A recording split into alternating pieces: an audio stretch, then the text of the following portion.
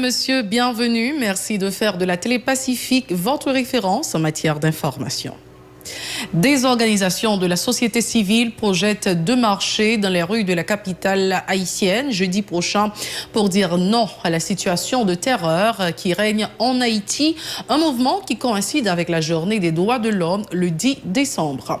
Libération lundi soir contre rançon du maestro Dicans Princiville ainsi que Magdala Lui, 2 jours enlevés le dimanche 6 décembre à Port-au-Prince. La jeune fille, en état de choc, témoigne avoir été malmenée par certains de ses ravisseurs. Le département américain de sécurité intérieure a décidé de prolonger pour 9 mois le statut de protection temporaire TPS en profit de 50 000 immigrants aux États-Unis, parmi eux des Haïtiens, selon ce qu'a fait savoir le journal Miami Herald. Présentation ce mardi d'un nouveau rapport par le Fonds des Nations Unies pour la population à Pétionville autour des pratiques qui nuisent aux femmes et aux filles, dont la société, une initiative visant à fournir des données aux décideurs dans le cadre d'un plan de réponse globale à cette problématique. À l'étranger, une première vaccination anti-Covid-19 très médiatisée par Margaret Keenan, 90 ans, a été le visage du lancement de la campagne nationale de vaccination au Royaume-Uni. Restez branchés, les détails c'est tout de suite. Si vous jugez que cette vidéo est intéressante, n'hésitez pas à liker et partager la vidéo. Et surtout, n'oubliez pas de vous abonner à cette chaîne et activer la cloche de notification pour ne pas louper aucune de nos vidéos. Merci d'être encore avec nous sur la Télé-Pacifique. Voici les détails du journal. Lundi soir, contre rançon du maestro Dicans Princiville et de Magdala Lui, tous deux enlevés le dimanche 6 décembre à Port-au-Prince. La jeune fille, en état de choc, témoigne avoir été malmenée par certains de ses ravisseurs. On m'a brûlé les cheveux, a révélé la victime avec beaucoup d'indignation. L'enlèvement de Magdala Lui avait provoqué de l'émoi du côté de la population. Des organisations de la société civile se préparent à marcher contre la banalisation du droit à la vie en Haïti à l'occasion de la journée internationale des droits de l'homme le jeudi 10 décembre. Lors d'une conférence de presse tenue ce mardi, les initiateurs, dont Maître Gédéon Jean du Centre d'analyse et de recherche en droits de l'homme, invitent la population à prendre part à cette marche organisée autour du thème « Nap Maché pour la vie ». Maître Gédéon Jean était au micro d'Evans Régie et Rudi Jean. Ensemble, personnalités, ensemble, organisations, dans divers secteurs qui décidaient de coller les épaules pour nous faire front commun contre un danger qui sous nous tous en général, c'est danger insécurité d'État planifié sous diverses formes. Et donc, kidnapping, c'est une et la donne. Nous faisons front comme ça parce que nous faisons un danger. Nous faisons un danger commun côté la vie pour ne pas côté. Dans l'occasion journée internationale des droits de l'homme, nous avons le premier droit, tout individu gagne, c'est droit pour que vous vivez. Droit à la vie, droit pour manger, droit pour une éducation, droit pour une société la trier. Mais droit à la vie, c'est fondamental. Parce que si vous avez la vie, vous n'avez pas aucun droit de bénéficier de ce droit à la vie. C'est peut-être ça que je dis, match là, c'est par hasard que les match pour la vie. Donc, droit ça, je dis, ça nous a comme régime criminel assassin, il menace, il marche sur lui. Donc, c'est pour nous dire que droit ça, ce droit inaliénable. C'est-à-dire que ce droit doit faire aucun monde prendre nous, c'est peut-être ça. Jeudi, 10 ans, n'a pas marché. Tout pays, on dit non à la sécurité planifiée, non à kidnapping, non à nos situations côté, vous mettez nous dans nos pays, côté la vie, nous pas côté. Acide envers le pouvoir en place, le coordonnateur de l'Union nationale des Normaliens haïtiens, Josué Mérilien, croit qu'aujourd'hui, le pays fait face à un danger où la vie d'une catégorie de personnes ne compte plus. En ce sens, le professeur lance un appel à l'unité et à la solidarité afin de lutter contre les pratiques malsaines de l'équipe du PHTK. Pour le professeur, la journée du 10 décembre doit être un signal d'une série de mouvements contre l'impunité et l'injustice sociale en Haïti. Écoutons. La conférence jeudi, c'est ensemble organisation qui est personnalité, bien sûr, qui initie marche ça, qui a fait sous slogan « N'a pas marché pour la vie », donc a présenté jeudi. Tout le monde nous connaît 10 décembre 2020, c'est pour la journée internationale droit monde, c'est pour l'anniversaire Déclaration universelle des droits de l'homme. Donc texte ça, c'est les mêmes qui cadre référentiel, on a parlé du droit humain. Donc c'est ça que fait 10 décembre, c'est journée internationale des droits de l'homme ou encore journée internationale des droits humains parce que Déclaration universelle des droits de l'homme a été adoptée le 10 décembre 1948. Donc Haïti fait partie des Nations Unies. Haïti c'est membre fondateur des Nations Unies. Donc Haïti fait partie de l'État qui a adopté la Déclaration universelle des droits de l'homme. Donc Haïti c'est un pays qui au cœur des personnes humaines ou encore de la cause des droits humains. Le Fonds des Nations Unies pour la population a présenté ce mardi 8 décembre à Pétionville le rapport sur l'état de la population mondiale en présence du secrétaire d'État à la population. Ce rapport intitulé « Contre ma volonté » refuse les pratiques qui nuisent aux femmes et aux filles et qui font obstacle à l'égalité, visant à fournir des données aux décideurs politiques pour l'élaboration des politiques publiques. Le représentant de l'UNFPA en Haïti, Yves Sassenrat, a indiqué que les violences faites aux femmes sont comme une pandémie silencieuse. Yves Sassenrat est représentant de l'UNFPA en Haïti. On l'écoute. Avec une certaine urgence qu'il faut se rappeler qu'il y a une pandémie qui s'appelle Covid, mais il y a avant tout une pandémie silencieuse qui est cette violence, comme on l'a vu dans la revue de presse, qui nous entoure chaque jour, chaque semaine, chaque mois. On voit ces articles-là dans la presse écrite et dans la presse télévisée. Ça nous entoure et presque c'est devenu comme une habitude.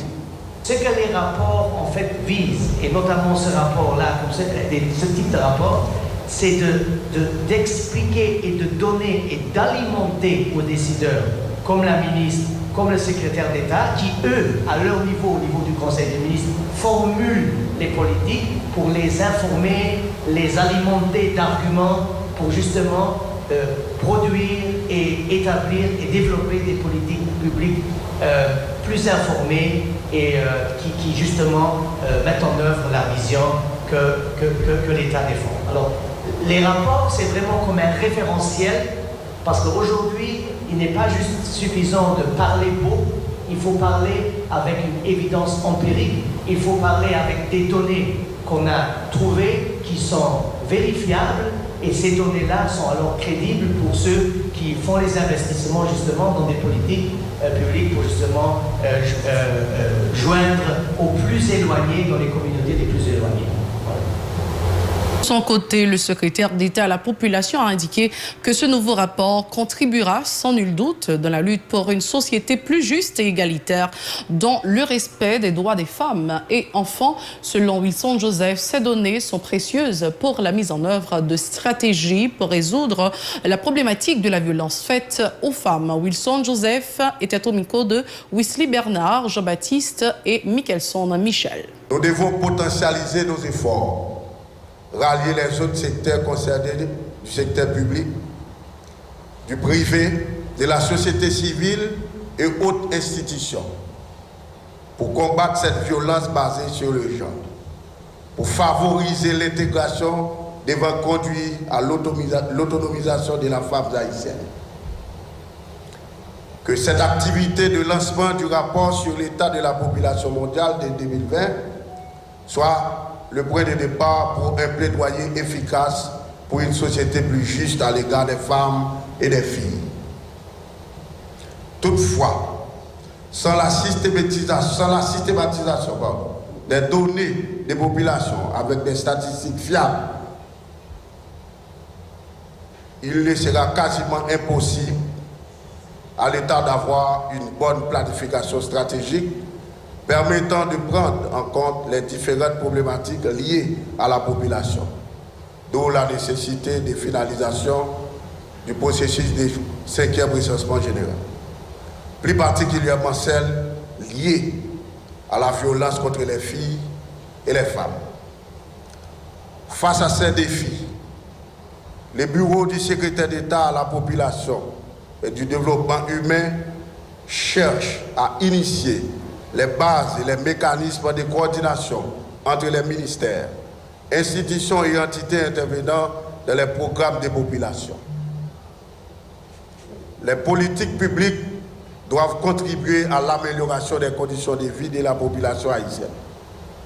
Les différents rapports, études des populations devront servir incontestablement des guides à nos gouvernants. Pour sa part, la ministre à la condition féminine et aux droits des femmes a salué cette démarche du Fonds des Nations Unies pour la population qui travaille pour un meilleur cadre de vie au profit des femmes et enfants dans la société. Marie-Ghislaine Montpremier annonce la poursuite de la lutte contre les violences à l'endroit de la gente féminine en Haïti. On l'écoute. Par mon regard, le MCRD salue le soutien continu du Fonds des Nations Unies pour la population au ministère dans le cadre des efforts pour permettre le bien-être des femmes et des filles en Haïti. Le ministère, en tant qu'institution transversale et normative, réitère son engagement à s'accrocher à ses attributions afin de contribuer notamment à éliminer les pratiques néfastes, particulièrement les violences à l'égard des femmes et des filles en Haïti. Soyons toutes et tous unis, loin des clivages politiques, pour lutter contre les pratiques discriminatoires faisant obstacle à l'égalité entre les femmes et les hommes, qui constituent le centre de notre mouvement. Le département américain de sécurité intérieure a décidé de prolonger pour 9 mois additionnels le statut de protection temporaire TPS au profit de 50 000 immigrants aux États-Unis, parmi eux des Haïtiens, selon ce qu'a fait savoir le journal Miami Herald. Outre des Haïtiens, des ressortissants soudanais, honduriens, nicaraguayens, salvadoriens sont concernés par cette mesure, notant que l'expiration du TPS le 4 janvier 2021 devrait déboucher sur l'expulsion de ces immigrants selon les règlements précédemment établis. C'est le temps de voir ce qui se passe dans l'international. Restez branchés. Bienvenue à vous à la deuxième partie du journal. Nous sommes bien à l'étranger. Une première vaccination anti-Covid-19 très médiatique. Margaret Keenan, 90 ans, a été le visage du lancement de la campagne nationale de vaccination au Royaume-Uni. La nonagénaire est la première au monde à avoir reçu l'injection du vaccin de Pfizer et BioNTech. Elle a encouragé tout le monde à suivre son exemple. Je dirais qu'il faut foncer, allez-y, parce que c'est gratuit et que c'est la meilleure chose qui soit arrivée jusque-là. C'est tout ce que j'ai à dire. Si je peux le faire, vous le pouvez aussi. C'est une maladie terrible. Nous voulons donc nous en débarrasser. Donc, il faut faire tout ce qui peut aider, a déclaré la nonagénaire hospitalisée à Coventry, dans le centre de l'Angleterre. La plupart des Britanniques devraient toutefois attendre 2021 pour se faire vacciner. Priorité a été donnée aux résidents et au personnel des maisons de retraite. Suivant ensuite les soignants et les plus de 80 ans.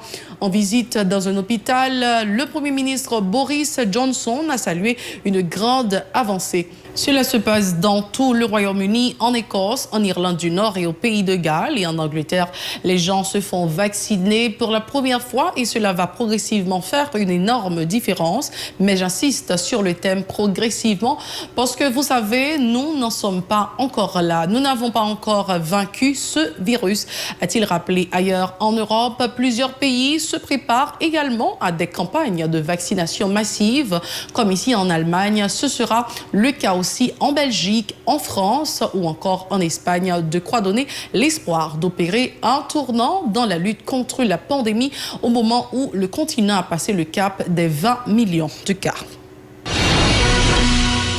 C'est la toute fin de ce journal. Merci d'avoir été avec nous. Mais avant de partir, comme à l'accoutumée, laissez-moi vous rappeler de nous suivre sur les réseaux sociaux Facebook, Twitter, Instagram, YouTube ou encore radio-télévision-pacifique.com. Vous pouvez également télécharger l'application Radio-Télévision Pacifique sur votre smartphone ou encore nous suivre sur la chaîne 54 Télé Haïti. Au revoir.